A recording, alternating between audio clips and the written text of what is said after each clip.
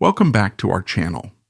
Today we uncover the captivating tale of Bette Davis, a legendary actress whose life was as dramatic off-screen as it was on.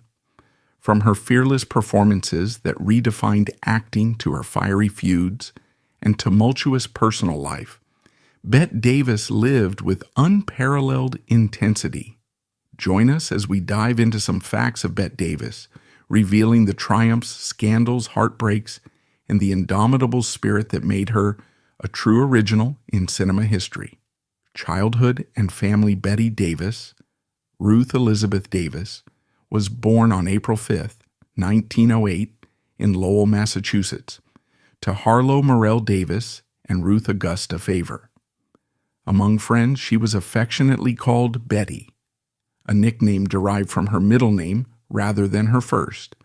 However, she later made a small but impactful change to her name, dropping the "wee" in Betty to create the more distinctive Bette.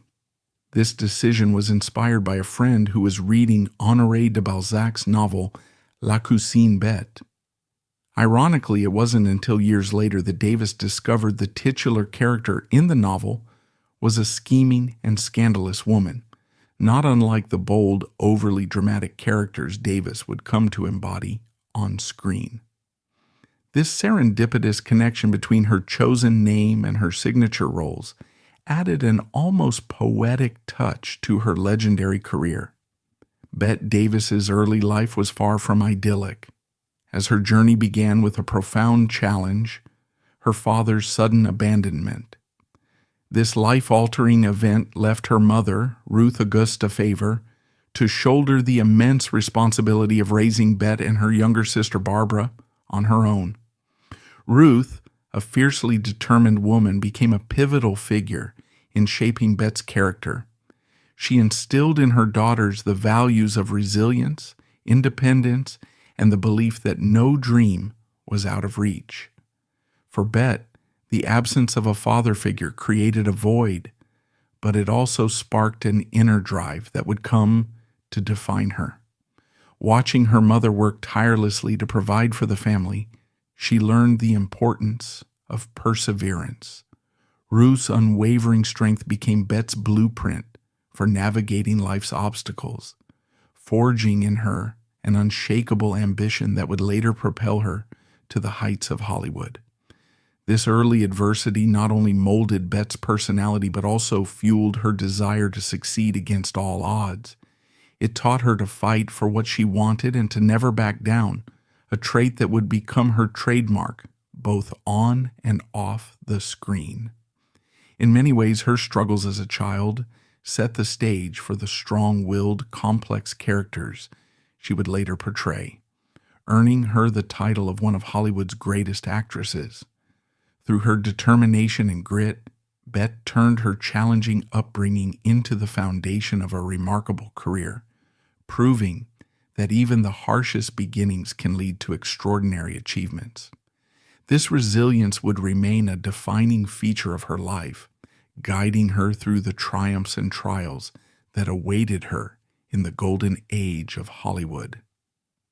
Marriage and relationships. These early experiences left a profound mark on her, shaping the fierce independence and defiance that would define her both as an actress and a woman. Davis's first marriage was to her high school sweetheart, Harmon Nelson, in 1932. At just 24 years old, Davis revealed on their wedding night how sheltered her upbringing had been. She had never been intimate with anyone before. Up until then, she had done everything by the book, adhering to the conventional expectations of a proper young woman. But even her best efforts to conform couldn't guarantee happiness. Nelson, or Ham, as he liked to be called, quickly proved to be a controlling and cruel partner. Their marriage took a dark turn when Davis became pregnant twice, only for Nelson to demand she terminate both pregnancies. In the 1930s, this wasn't just emotionally devastating. It was also a highly dangerous procedure that left both physical and emotional scars. These experiences were deeply traumatic for Davis, and they taught her early on that she would need to fight for her own autonomy in a world that often sought to control her. Bette Davis's second marriage to Arthur Farnsworth seemed at first like a chance for a fresh start. Farnsworth, a charming innkeeper, appeared to offer stability and companionship, qualities Davis desperately sought after her tumultuous first marriage. However, their union was tragically cut short, and what should have been a chapter of solace turned into one of the most heartbreaking and enigmatic moments of Davis's life.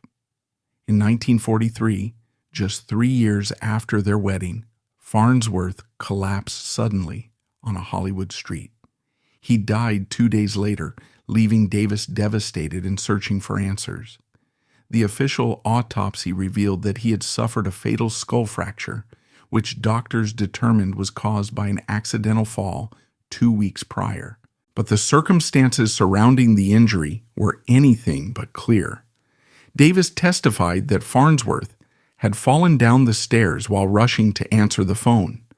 However, the lack of witnesses and the abruptness of his death led to swirling speculation and whispered suspicions. For some, Davis's infamous temper added fuel to the rumors, though no evidence ever suggested foul play. Still, the unanswered questions cast a shadow over Davis's grief, leaving her to grapple not only with the pain of loss, but also with the lingering doubts that haunted her. Farnsworth's death marked a turning point in Davis's personal life. It was a moment that underscored the fragility of happiness and the weight of unresolved tragedy. Though she buried her husband with dignity, the questions surrounding his passing would linger in Hollywood lore, adding another layer of complexity to the already dramatic life of Bette Davis. Bette Davis's third marriage, to painter William Sherry, appeared at first to be a step toward stability. By this point, Davis had endured 2 heartbreaking unions and was surely hoping this one might be different. But as with her earlier marriages, Sherry quickly proved to be far from the partner Davis needed. Beneath the surface, their relationship was riddled with conflict and marked by his abusive behavior, adding yet another layer of turmoil to Davis's personal life. Despite the toxicity of their marriage, Sherry became the father of Davis's only biological child, Barbara, affectionately known as BD. The birth of her daughter in 1947 brought Davis a glimmer of joy in an otherwise troubled chapter. Yet even this blessing came with challenges. Raising BD in such a volatile environment added strain to an already difficult relationship, and it became clear that the marriage was irreparably fractured. Sherry's abusive behavior pushed Davis further into isolation. She had to juggle the pressures of motherhood and a demanding career, all while enduring immense personal strain. This marriage, like the ones before it, underscored a painful pattern in Davis's life. Her quest for personal happiness was constantly overshadowed by conflict and heartbreak. For Davis, the relationship's demise wasn't just an end but a turning point. It reinforced her resilience and her ability to push forward despite immense personal challenges. While Sherry's presence in her life may have caused pain, the birth of BD offered a lasting source of love and connection, a reminder that even in the darkest chapters, there were moments of light. Ultimately, these experiences shaped Davis into the fiercely independent figure who channeled her struggles into some of Hollywood's most iconic performances. Bette Davis's fourth and final marriage was to actor Gary Merrill, a relationship that began with the same passion and hope as her earlier unions, but ultimately ended in heartbreak. The two met on the set of All About Eve in 1950, where their on-screen chemistry spilled over into real life. By the time the film wrapped, they were inseparable, and just a month after Davis divorced her third husband, Merrill and Davis tied the knot. The couple adopted 2 children together, Michael and Margot, and initially appeared to have a picture-perfect family. However, cracks in their marriage began to show as their personalities clashed. Merrill, described as a macho man, struggled with Davis's larger-than-life persona and career ambitions. Davis, in turn, found it difficult to balance her professional life with the demands of marriage and motherhood. Their relationship grew increasingly volatile over the years, marked by fiery arguments and unresolved tensions. Davis later admitted that none of her husbands were ever strong enough to handle her, famously quipping, "None of my husbands was ever man enough to become Mr. Bette Davis." After 10 tumultuous years, the couple divorced in 1960, bringing Davis's fourth and final marriage to an end. Though their union didn't last, it left a profound impact on Davis's life. Her time with Merrill highlighted the challenges of maintaining a relationship in the spotlight and reinforced her independence.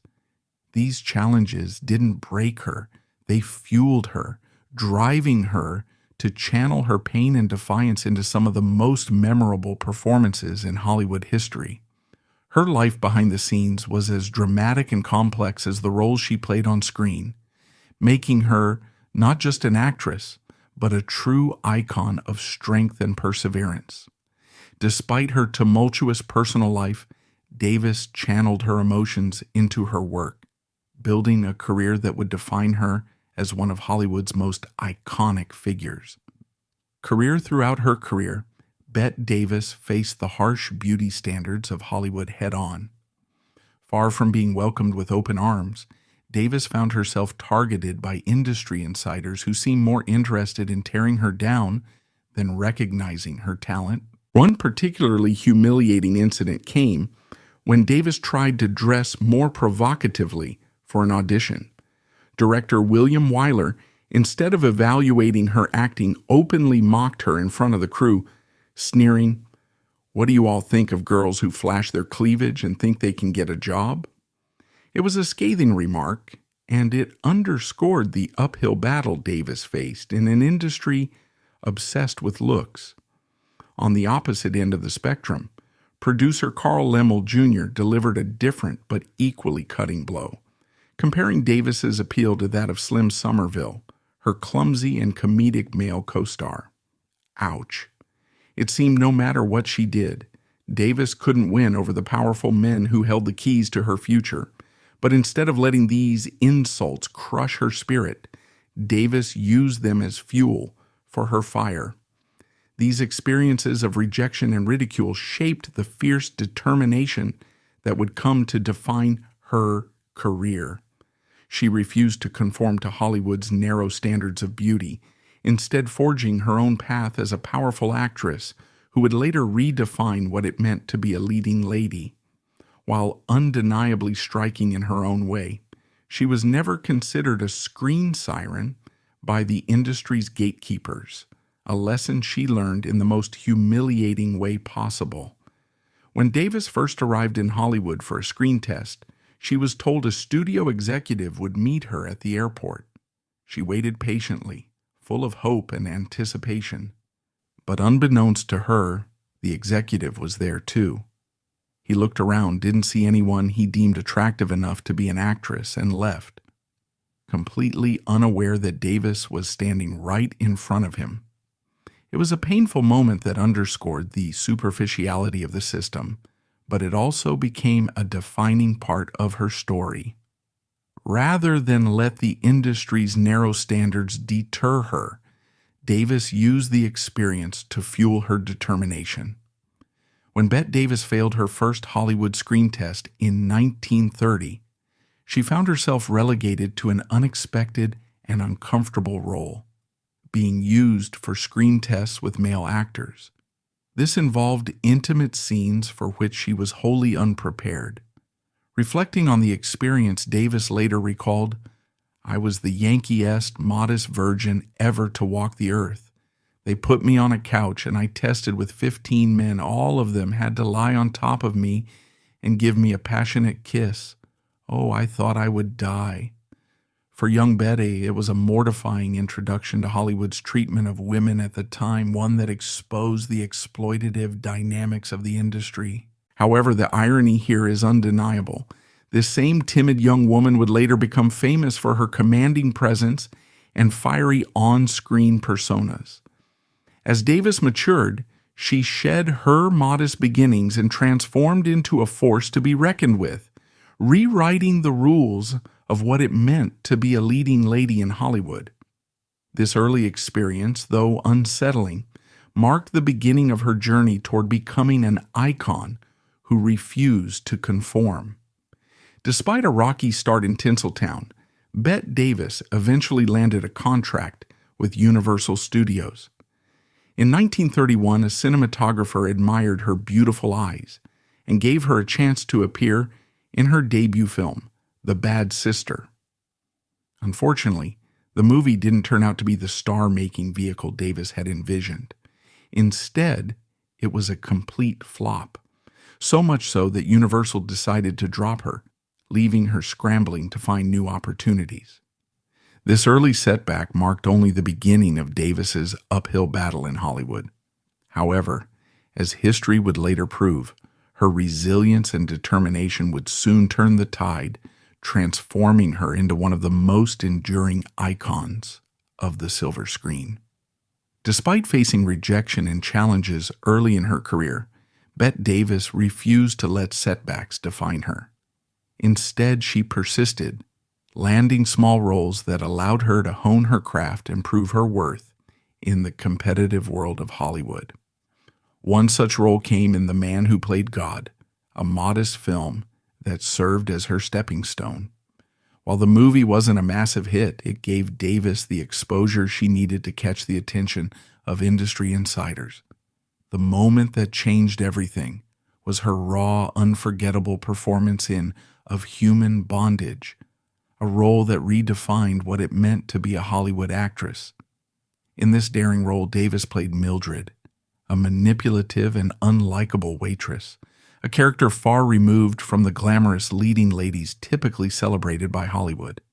Her portrayal was raw, intense, and unapologetically authentic, showcasing an emotional depth and complexity rarely seen at the time. Critics and audiences alike were stunned by her ability to bring such a flawed character to life with brutal honesty. This role didn't just make people notice Davis, it forced them to reevaluate what a Hollywood star could be.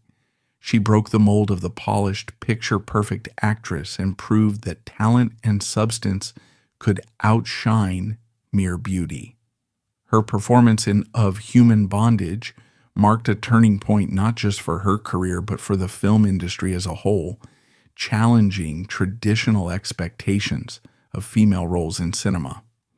While the Academy's decision to snub Bette Davis for an Oscar nomination that year was shocking, the reaction from the public and the press was nothing short of explosive. Fans and critics alike were outraged, flooding newspapers and magazines with letters expressing their disbelief.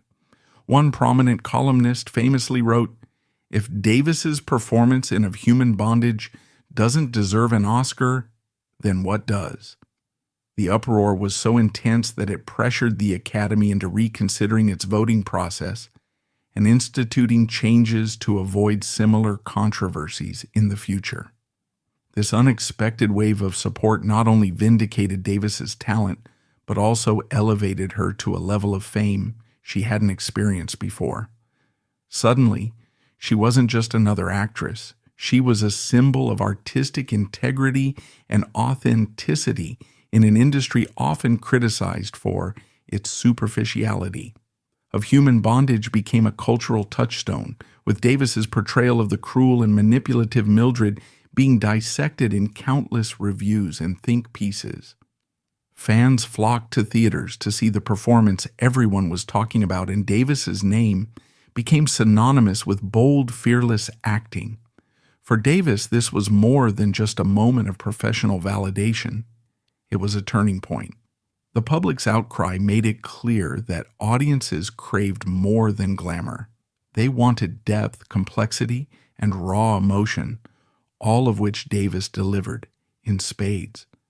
The controversy surrounding the snub only amplified the film's success, ensuring that her star power would continue to grow. By the time the dust settled, one thing was clear: Bette Davis was here to stay. The industry might have underestimated her, but the public had spoken loud and clear. They wanted more of her, and Hollywood would have to deliver. This defining moment not only solidified her place among the greats, but also set the stage for her to become one of the most revered actresses in cinematic history. No one could hold a grudge quite like Bette Davis. Decades after losing the Oscar for her role in the adaptation of Somerset Maugham's of Human Bondage, Davis was still furious. In her memoir, she claimed that the public outrage over her snub was so intense that the Academy was pressured into hiring independent auditors to count the votes. Whether that's true or just Davis venting her anger, we'll never know. But one thing is certain: she was livid. For Davis, that moment felt like a critical turning point. She could either capitalize on the praise she had received with another hit movie or resign herself to appearing in mediocre films dictated by Warner Brothers. Unfortunately, in the old Hollywood studio system, executives had all the power, and Davis was expected to follow their orders. This meant watching her promising career stagnate in uninspired projects. But if Warner Brothers thought Davis would quietly let them derail her career, they were in for a rude awakening. Instead of playing along, Davis took matters into her own hands.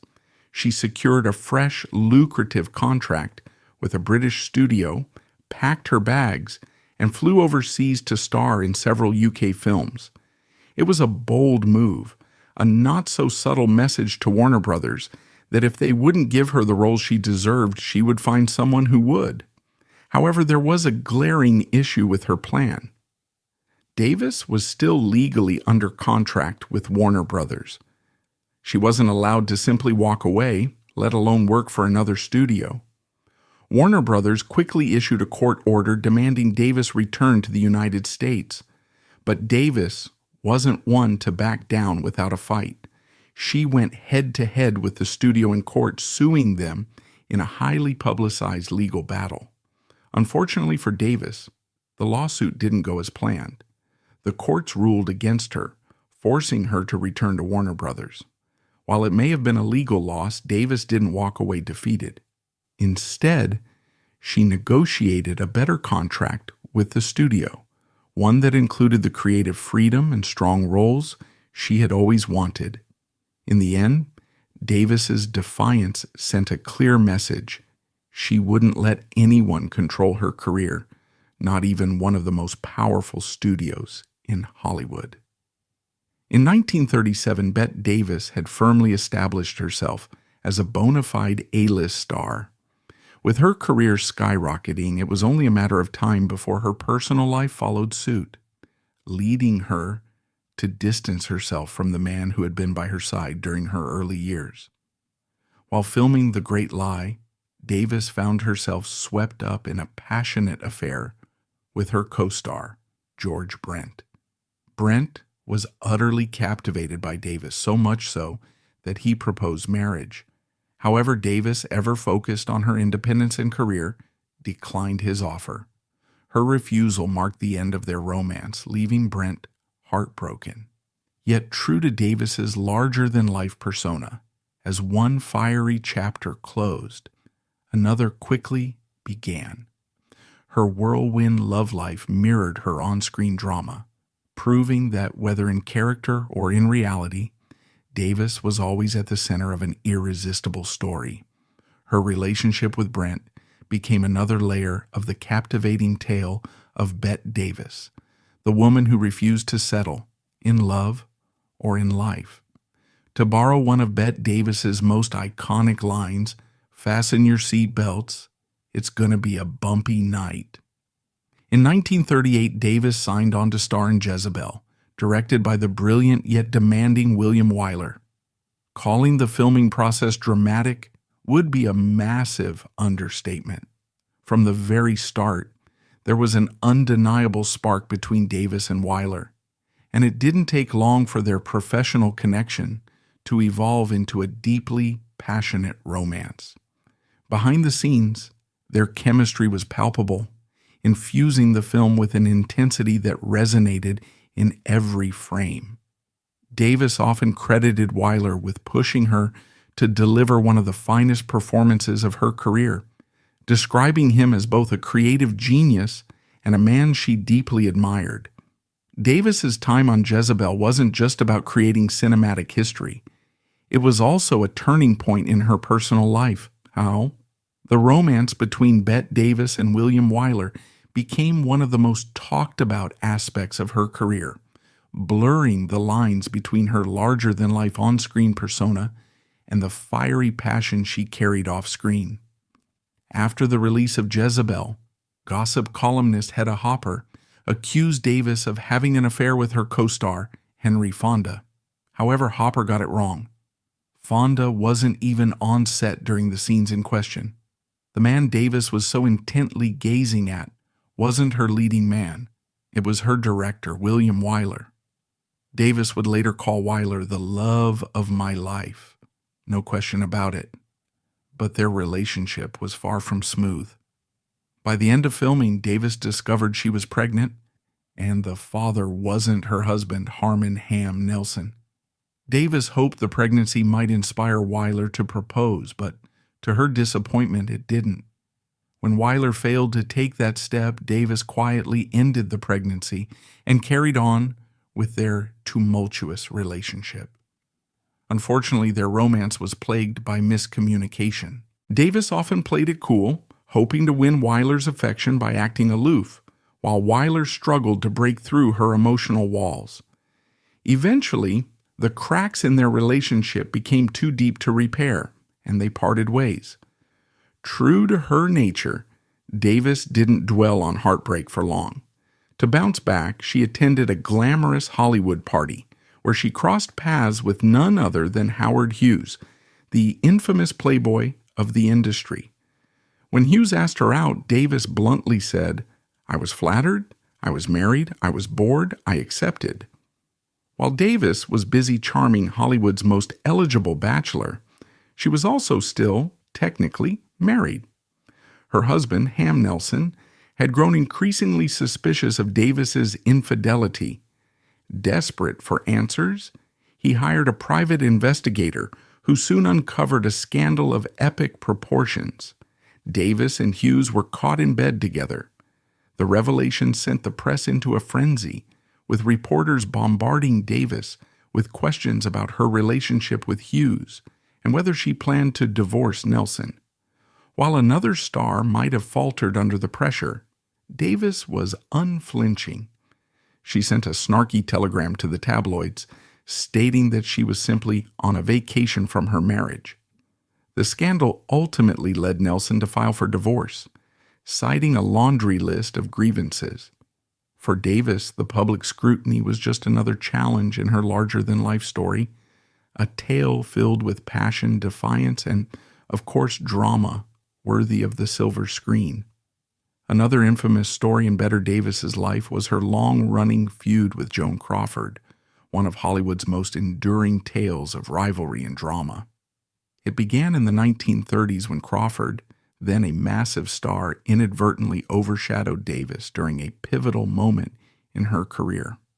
On the very day that Universal Studios planned to announce Davis as Hollywood's next big thing, Crawford stole the spotlight with her shocking announcement that she was divorcing her famous husband, Douglas Fairbanks Jr.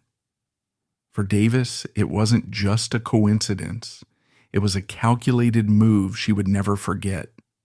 This simmering resentment grew over the years, reaching its boiling point during the filming of Whatever Happened to Baby Jane.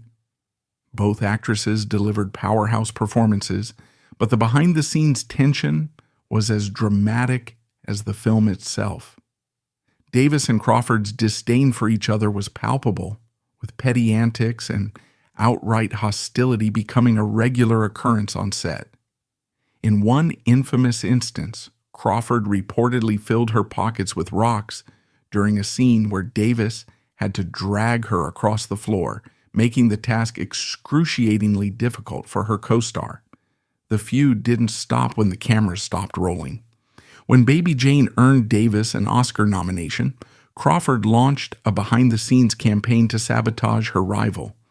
Crawford contacted other nominees, offering to accept their awards on their behalf if they couldn't attend. Her scheming paid off. When Davis didn't win, it was Crawford who walked onto the stage to collect the trophy, delivering the ultimate insult in front of an audience of millions. One of Bette's greatest disappointments came when she desperately vied for the iconic role of Scarlett O'Hara in Gone with the Wind, only to lose it to Vivien Leigh. The reason? Davis refused to compromise. The producers were willing to give her the role, but only if Errol Flynn, the dashing matinee idol, was cast as Rhett Butler. Davis, however, thought Flynn's acting skills rivaled that of an old shoe and flatly refused to share the screen with him. The producers, unimpressed with Davis's demands, moved on, and the role of Scarlett slipped through her fingers. Their rivalry continued to escalate, spilling over onto the set of Dangerous, where Davis found herself caught in a love triangle with Crawford and co-star Franchot Tone. She fell hard for her elegant co-star Franchot Tone, but there was one glaring problem. Tone was already dating Crawford. The drama that followed was pure Hollywood. Davis, though married at the time, pursued Tone with relentless determination, making her feelings painfully obvious. Crawford, never one to back down, acted quickly to secure her position. She pressured Tone into a whirlwind engagement while they were still filming, forcing poor Bette to witness the couple celebrating their love right on set. The sting of defeat was palpable. Davis later declared she would never forgive Crawford for taking the man she so desperately wanted. Of course, in true Crawford fashion, the insults didn't stop there. Years later, Crawford smugly remarked on Tone's choice, saying, "He thought Bette was a great actress, but he never thought of her as a woman." Their rivalry wasn't just about professional competition, it was deeply personal. Davis once famously quipped, "Joan Crawford slept with every male star at MGM except Lassie." Crawford, no less cutting, referred to Davis as someone who looks like she's never washed. The feud between Davis and Crawford wasn't just tabloid fodder, it became a symbol of the fierce competition between leading ladies in Hollywood's golden age. Even after Crawford's death, Davis couldn't resist a final jab, saying, "You should never say bad things about the dead. You should only say good. Joan Crawford is dead. Good." Their rivalry remains iconic, not just for its pettiness, but for the undeniable talent and larger-than-life personalities that fueled it. Together, they created unforgettable cinema and a feud that still fascinates fans to this day. Faye.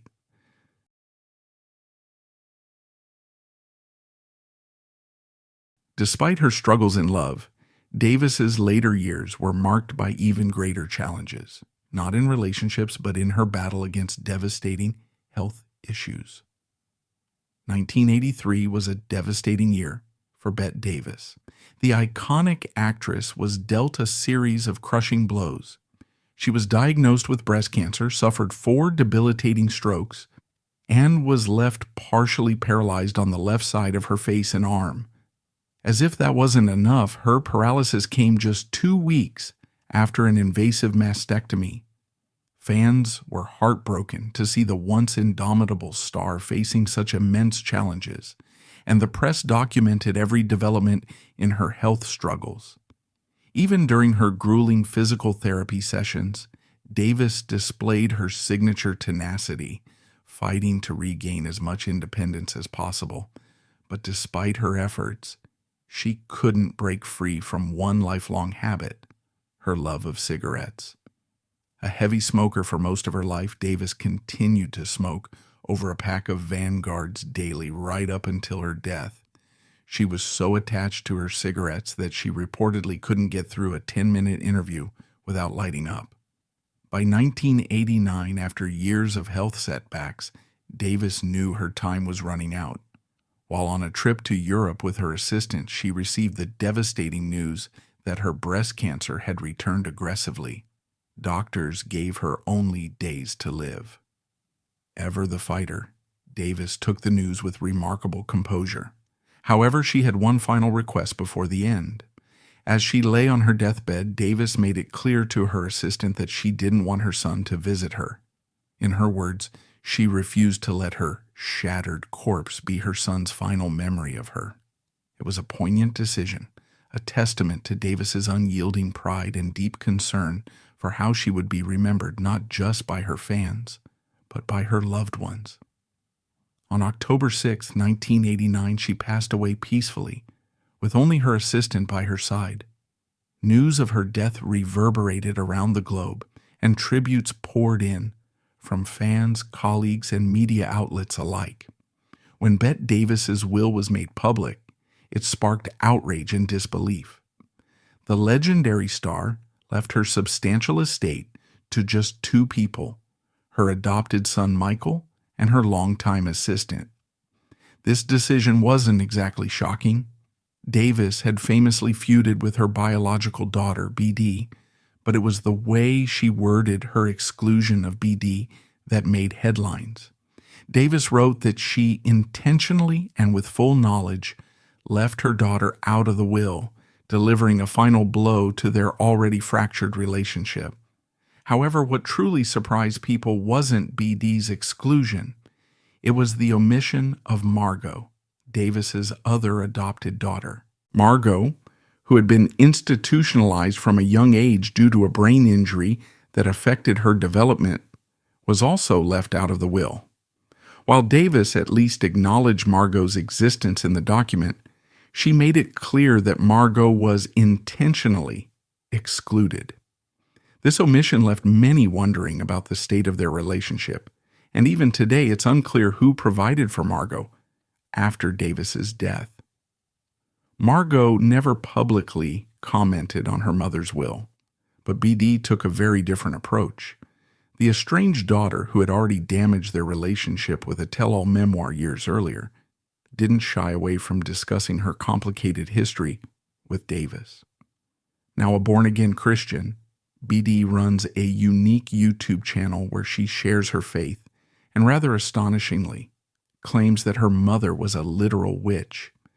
In her videos, BD alleges that Davis placed a demonic curse on her and even cast spells on her enemies. While these claims are shocking, they only add to the mystique surrounding Davis's tumultuous personal life. Whether you believe BD or chalk her statements up to bitterness, one thing is clear. Bette Davis's legacy continues to inspire fascination and debate, both for her legendary career and her complex relationships off-screen. Even in death, Davis managed to create drama, ensuring her name would remain in the spotlight. For better or worse, her will was a final declaration of her sharp wit, unyielding personality, and unapologetic approach to life. And just as with her career, Bette Davis proved that she would never settle for being anything less than unforgettable. Legacy Bette Davis is remembered as a trailblazer who redefined what it meant to be a leading lady in Hollywood. Her fearless performances have inspired countless actresses to embrace bold, challenging roles, reshaping the way female characters are portrayed on screen. Known for her fearless approach to acting, she paved the way for generations of actresses to follow. Bette Davis was more than just a star. She was a force of nature who shattered stereotypes and left an indelible mark on Hollywood.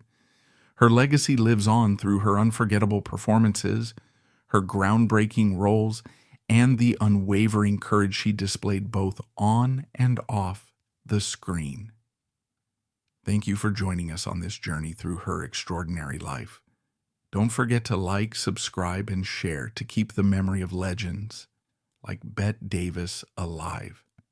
Stay tuned for more fascinating stories from the golden age of Hollywood.